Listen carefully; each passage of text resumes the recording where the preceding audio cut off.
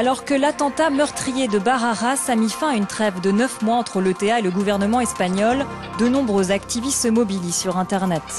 Pour le blogueur basque Arrota, le chef du gouvernement espagnol Zapatero est responsable de l'attentat en ayant voulu privilégier des négociations souterraines avec l'ETA.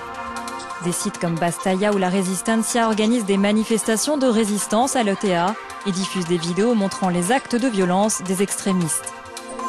Le journal online EAJ contient des informations sur l'histoire et la culture basque. Plusieurs fois censuré, il est considéré comme pro-ETA, bien qu'il se dise indépendant politiquement. Enfin, dans un registre plus léger, ce film tourne en ridicule les messages vidéo des terroristes basques.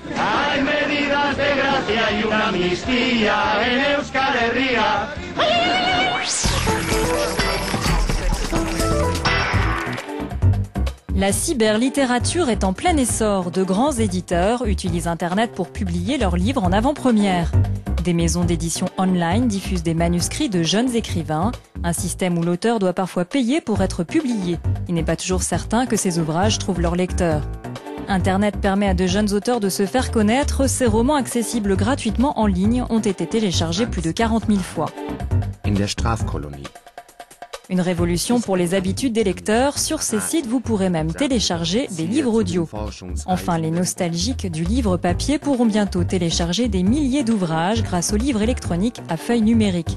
Un appareil qui devrait être commercialisé massivement en 2008.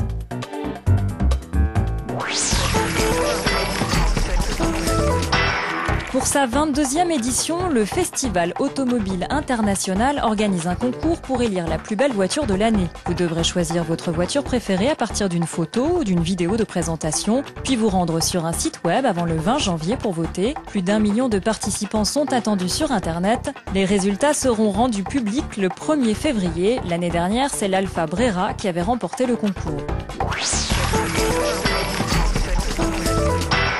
Si vous êtes en manque d'idées pour vos vacances, ce site propose une sélection d'hôtels insolites. Effectuez vos recherches depuis une carte du monde ou par thème, palace romantique, hôtel flottant ou encore cabane en pleine forêt. Pourquoi ne pas essayer par exemple une nuit dans cet igloo en Finlande ?